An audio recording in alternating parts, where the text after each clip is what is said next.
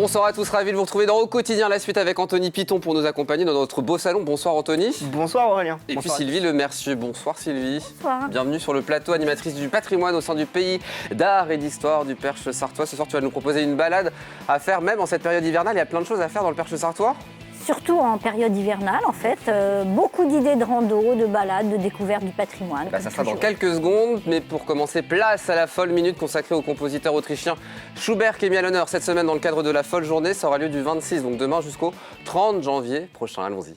La région des Pays de la Loire vous présente la folle minute de Schubert.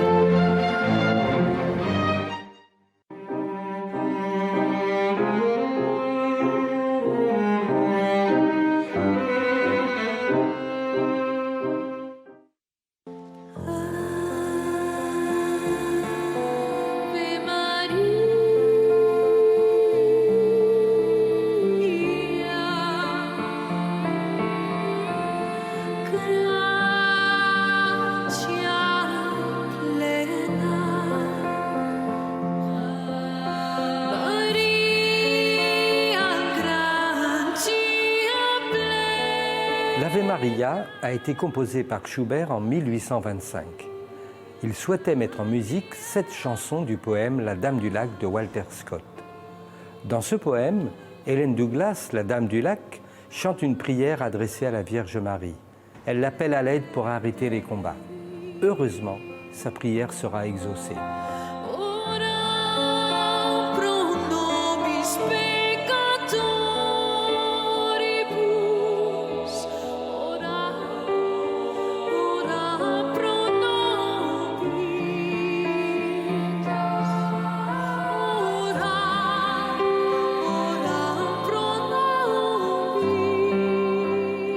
C'est sûrement l'une des œuvres les plus populaires de Schubert. Elle a été arrangée en 3 versions par Franz Liszt et peut-être plus de 500 adaptations circulent aujourd'hui d'un lied que nous pourrions qualifier de tube.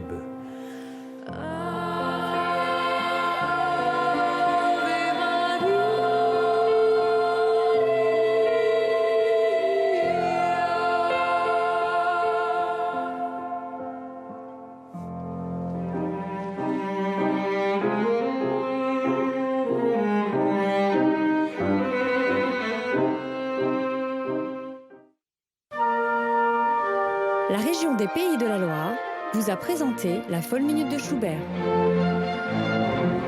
La folle journée de Nantes, c'est à partir de demain et pour toute la semaine à la Cité des Congrès de Nantes. Renseignements et réservations follejournée.fr. Il reste des places si vous êtes intéressé. Sylvie, direction le Perche sartois ce soir. Une petite balade virtuelle depuis notre salon ici pour se balader évidemment dans cette belle région qu'est le Perche sartois. Pour commencer, et ça va intéresser Anthony qui est sur le plateau, on va randonner du côté de Vibray.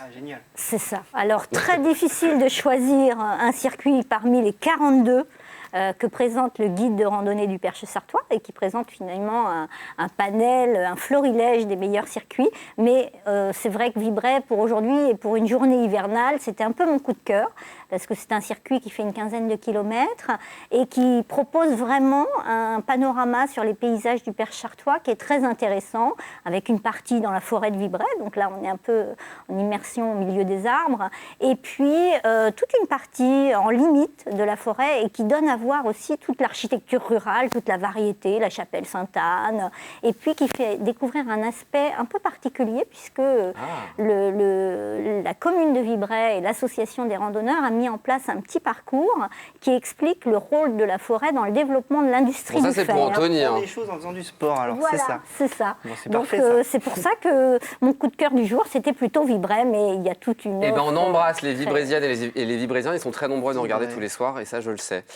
Découverte à présent d'un site, le site des Forges de Cormoran. Alors je ne connaissais pas, Anthony, vous en avez déjà entendu parler? Non, pas encore. Qu'est-ce? Voilà, alors justement, en lien avec Vibray, je me disais qu'avant d'aller faire une découverte peut-être un peu plus urbaine du patrimoine, en lien avec cette forêt, il était intéressant d'envoyer les visiteurs voir ce qui aujourd'hui est le cœur d'un tout petit village, le village de Chamron.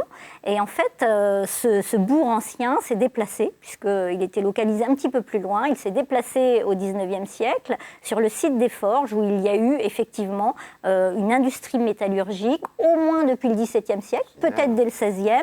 Et justement, les panneaux d'interprétation en forêt expliquent justement tout ce développement de la métallurgie, puisque le bois de la forêt alimentait ces hauts fourneaux. Alors aujourd'hui, sur le site, il ne reste pas beaucoup des aspects industriels anciens. On est au bord de la Braie, donc il reste quelques aménagements. Il y a des vestiges qui restent de cette période? Alors, il reste de cette période ancienne, puisque l'industrie s'est arrêtée au tout début du XXe. Il reste la maison du maître de forge, qui est une belle demeure, quelques bâtiments anciens qui étaient utilisés pour les forges, mais qui aujourd'hui, évidemment, sont sans usage, et puis aussi les petites maisons ouvrières. Et donc, on est sur cet endroit, dans une ambiance très particulière. Quand on ne connaît pas, on se dit, mais quel est l'usage ancien de ce site? Et là aussi, il y a des explications sur le site. Et puis, une petite brochure faite il y a quelques années par le Perche sartois, que l'on peut trouver à l'Office du tourisme de Vibray, bien évidemment, et qui permet de découvrir l'endroit, qui est vraiment un endroit de quiétude. Bon, direction Champ-Rond tous ensemble ce week-end, Anthony. On va aller randonner là-bas. J'irai là-bas. Et puis pour finir, direction le centre historique, évidemment, de la plus belle des communes. C'est la Venise du Nord, on l'appelle, c'est ça? La Venise de l'Ouest. La Venise de l'Ouest, pardon, la Ferté-Bernard. On les embrasse aussi, les habitants de la Ferté-Bernard. Voilà. Il faut y aller, c'est magnifique ce centre historique. Alors voilà, pour finir plutôt dans un univers un peu plus urbain, découvrir le patrimoine de la Ferté, évidemment, il y a toujours à voir et à faire, avec notamment la possibilité de le faire en autonomie en ce moment, grâce à un petit parcours découverte qui vous permet de découvrir tous les monuments du centre-ville, leur histoire, etc., et de les resituer dans leur contexte. Donc là, c'est un petit parcours urbain de quelques kilomètres seulement, mais vous avez, au travers de cette documentation, toutes les explications pour le comprendre. L'église Notre-Dame-des-Marais, évidemment. Évidemment, toujours en chantier, mais évidemment visitable à toute période de l'année, les Halles, la Porte Saint-Julien, et puis aussi des aspects plus contemporains, puisqu'on a une médiathèque contemporaine en limite du centre-ville, qui est aussi intéressante. Est-ce qu'il y a des gondoles, du coup, comme c'est la Venise de l'Ouest? Alors, à cette saison, il n'y a pas de gondole. Au printemps, je pense que les bateaux électriques seront à nouveau en fonctionnement. On va faire le lien, parce qu'Anthony, il a une pléiade de documents pour découvrir le Perche sartois vraiment complètement, quoi. Mais oui, parce que... Il n'y a pas toutes les communes, là. Alors, il n'y a pas toutes les communes, mais c'est toujours un crève-cœur quand on doit choisir d'en présenter une plutôt qu'une autre. Et en fait, ce panel de documents montre toute la richesse de notre documentation qui permet toujours de découvrir à la fois le patrimoine des cœurs historiques des villages, mais aussi la campagne au travers d'une documentation avec beaucoup de visuels et beaucoup d'explications historiques, puisque Pays d'art et d'histoire oblige. Sylvie, il nous reste 20 secondes, tu nous as apporté des bons produits pour l'apéritif ce soir. 20 secondes vraiment, on a quoi? Donc ça, c'est du jus de pomme? Alors, du jus de pomme, de la maison Pelletier. Voilà.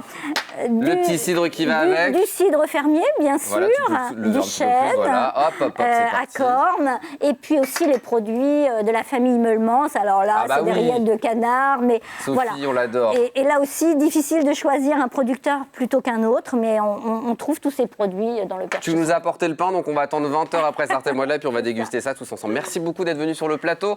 Juste avant de se quitter, on va jouer. Ce soir, vous allez pouvoir gagner vos 2 places pour assister au cirque Claudio Zavata qui est installé à la Suze jusqu'à la fin de la semaine. Pour gagner vos 2 places pour la séance de vendredi soir à 19h30, il faut répondre à la question très compliquée du jour. Lequel de ces artistes est sartois? A. Johan Launay, B. Julien Clerc. Si vous avez la réponse, vous envoyez un mail à jeu@lmtv.fr. Bonne chance à tous. Très bonne soirée. Vous restez en coulisses. Dans un instant, vous restez avec moi, puisque c'est Sartez-moi de là. À tout de suite.